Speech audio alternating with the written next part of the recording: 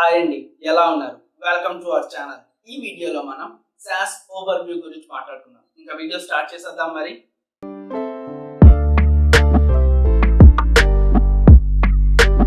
So last video నేను SAS installation చెప్పాను, ఎలా ఇన్స్టాల్ చేయాలి కంప్లీట్ గా ఈచ్ అండ్ ఎవ్రీ స్టెప్ నేను చెప్తూ వచ్చాను. సో మీరు ఆ స్టెప్స్ ఫాలో అయినట్టయితే ఇది second video. So second video దీని తర్వాత ఇంకా మనం ఎలిమెంటరీస్ గురించి కంప్లీట్ గా అయితే డిస్కస్ చేద్దాం, ఓకేనా? సో ఇది సెకండ్ వీడియో ఓవర్వ్యూ అయితే ఈ వీడియోలో ఇస్తాను. సబ్స్క్రైబ్ చేయకపోతే మాత్రం సబ్స్క్రైబ్ చేసేయండి. అలానే మీ ఫ్రెండ్స్ ఎవరైనా SAS ప్రోగ్రామింగ్ గ్రూప్ వెళ్ళాలనుకుంటే వాళ్ళకి ఈ వీడియోస్ షేర్ చేయండి. సో వాళ్ళకి అట్లీస్ట్ యూజ్ అవుతాయి కదా మన వీడియోస్. ఇంకా ఓవర్వ్యూ గురించి మాట్లాడుకున్నట్టయితే SAS ఫుల్ ఫామ్ ఏంటి? బేసిక్గా SAS అనేది stands for statistical analysis system. అది ఉండేది బట్ ఇప్పుడు కాదు, ఎందుకంటే మనం SAS లో చాలా సాఫ్ట్వేర్ ప్రొడక్ట్స్ వచ్చేసాయి, ఇంటిగ్రేటెడ్ సిస్టమ్స్ అనేవి వచ్చేసాయి. మనం SAS ని యూజ్ చేసి అప్లికేషన్స్ డెవలప్ చేయొచ్చు.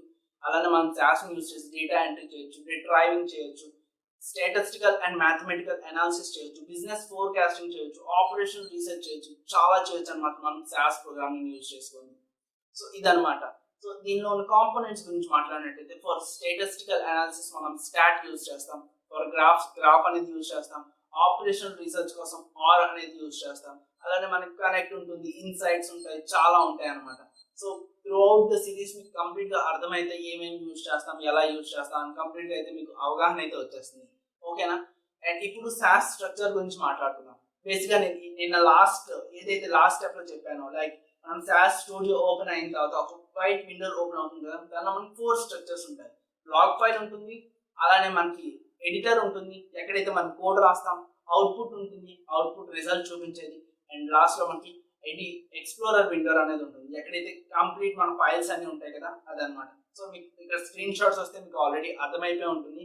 సో 4 ఉంటాయి, గుర్తుపెట్టుకోండి: log window, editor, output window, అలానే ఎక్స్ప్లోరర్ విండో, ఓకేనా? ఇప్పుడు SAS సాఫ్ట్వేర్ లో SAS సాఫ్ట్వేర్ ఏమేమి కన్సిస్ట్ అయి ఉంటాయి దాని గురించి మాట్లాడదాం. బేసిక్గా ఒక SAS సాఫ్ట్వేర్ లో ఏం కన్సిస్ట్ అయి ఉంటాయి? సో 5 కాంపోనెంట్స్ కన్సిస్ట్ అయి ఉంటాయి. First is SAS language, second one is SAS procedure, third one is macro facility, fourth one is data set debugger, fifth one is ODS అంటే అవుట్పుట్ డెలివరీ సిస్టమ్. సో ఈ 5 కూడా గుర్తుపెట్టుకోండి. First ఏ ఉంటుంది SAS language, second one SAS procedure, third one macro facility, fourth one data set debugger, fifth one ODS అంటే output delivery system, ఓకేనా? So ఇప్పుడు ఒక example గురించి మాట్లాడుతున్నాం. సపోజ్ ఒక రా డేటా అండ్ SQL అంటే SAS డేటా సెట్ కలిసి డేటా స్టెప్ ని ఫామ్ చేస్తాయి. సో డేటా స్టెప్ గురించి మనం ముందు మాట్లాడుకుందాం. గుర్తుపెట్టుకోండి, ఒక రా data and SAS data set కలిసి ఒక డేటా స్టెప్ ఫామ్ చేస్తాయి.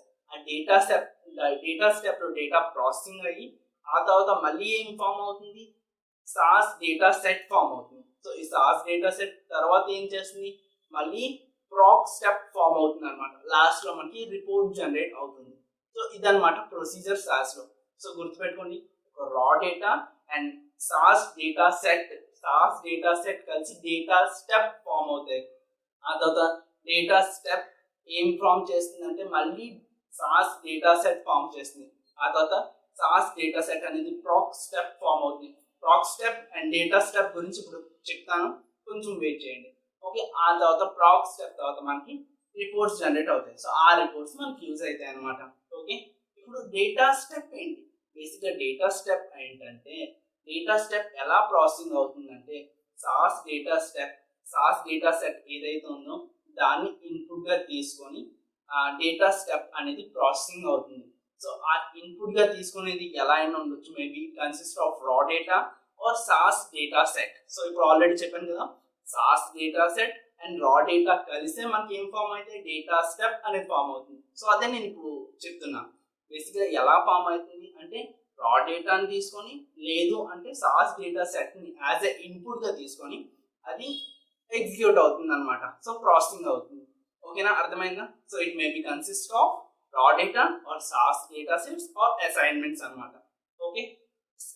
డేటా స్టెప్ అంటే అర్థమైంది అనుకుంటా. ఇప్పుడు ప్రాక్ స్టెప్ గురించి మాట్లాడుకుందాం.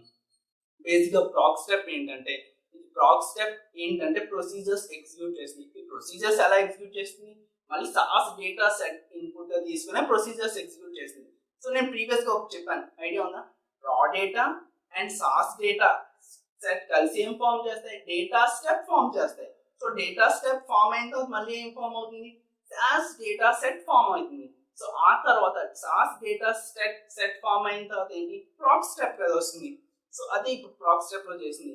ఇది ఏంటంటే ప్రొసీజర్స్ ని ఎగ్జిక్యూట్ చేసింది. ఆ ప్రొసీజర్స్ ని ఎలా ఎగ్జిక్యూట్ చేసింది, SAS డేటా సెట్ ఏదైతే ఉందో సో దాని నుంచి ప్రొసీజర్స్ ఎగ్జిక్యూట్ చేస్తుంది అనమాట. సో ఆ ప్రొసీజర్స్ ని మనం అనాలిసిస్ చేస్తాం, డేటా అనాలిసిస్ కానీ రిపోర్ట్స్ జనరేట్ అవుతాయి కదా లాస్ట్ లో. సో అదే మనం డేటా అనాలిసిస్ చేస్తూ ఉంటాం.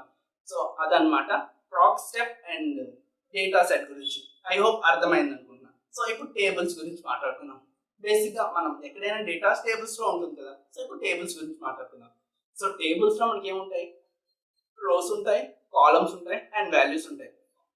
నేను త్రూ అవుట్ ద సిరీస్ నేను ఎక్కడైనా రోస్ అన్నాను అంటే దట్ మీన్స్ ఆపరేషన్స్ అని గుర్తు చేసుకోండి.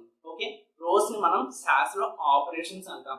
అలానే మనం కాలమ్స్ ని మనం ఏమంటాం అంటే వేరియబుల్స్ అంటాం, వాల్యూస్ ని వాల్యూస్ అని అంటాం. ఓకేనా, రోస్ ని నేను త్రూ అవుట్ ద సిరీస్ నేను ఎక్కడైనా ఆపరేషన్స్ అన్నాను అంటే that means they are rows అని. నేను త్రూ అవుట్ ద సిరీస్ ఎక్కడైనా వేరియబుల్స్ అన్నాను అంటే దే ఆర్ కాలమ్స్ అని. వాల్యూస్ అంటే వాల్యూస్. ఓకేనా, సో ఇప్పుడు వేరియబుల్స్ లో ఏమేమి ఉంటాయి, SAS లో మనం 2 యూజ్ చేస్తాం. One is number and one is character. బేసిక్గా క్యారెక్టర్ లో మనం ఏమైనా స్టోర్ చేసుకోవచ్చు, లైక్ లెటర్ కానివ్వండి, సింబల్ అయినా, నంబర్ అయినా, స్పేస్ క్యారెక్టర్ అయినా, బ్లాంక్ స్పేస్ అయినా. సో ఇక్కడ మాక్సిమం ఎంత లెంత్ వరకు స్టోర్ చేసుకోవచ్చు అంటే 32,767 బైట్స్ స్టోర్ చేసుకోవచ్చు అనమాట క్యారెక్టర్ లో. Okay, 1 character equals to 1 byte. Okay, అర్థమైంది అనుకుంటున్నాను. సో ఇప్పుడు నంబర్స్ గురించి మాట్లాడుతున్నాం. సో బేసిక్ గా నంబర్స్ అనేవి మనకి SAS లో ఫ్లోటింగ్ పాయింట్ అయితే స్టోర్ అవుతాయి. మాక్సిమం లిమిట్ 8 బైట్స్ అనమాట. ఓకేనా, సో ఇక్కడ 16 to 17 మన ప్లేసెస్ వరకు మనం నంబర్స్ ఉంచితే అది 8 బైట్స్ అయితే వస్తుంది. సో ఐ హోప్ మీకు కంప్లీట్ గా అర్థమైంది అనుకుంటున్నా. వీడియో ఓవర్వ్యూ అనేది ఇంకొంచెం ఓవర్వ్యూ ఏమైనా ఉంటే నేను నెక్స్ట్ వీడియోలో అయితే చెప్తాను ఆ ఓవర్వ్యూ. ఓకేనా, లైఫ్ ని ఎంజాయ్ చేసుకోండి, ఛానల్ సబ్స్క్రైబ్ చేయండి, ఫ్రెండ్స్ కూడా షేర్ చేసుకుంటాను.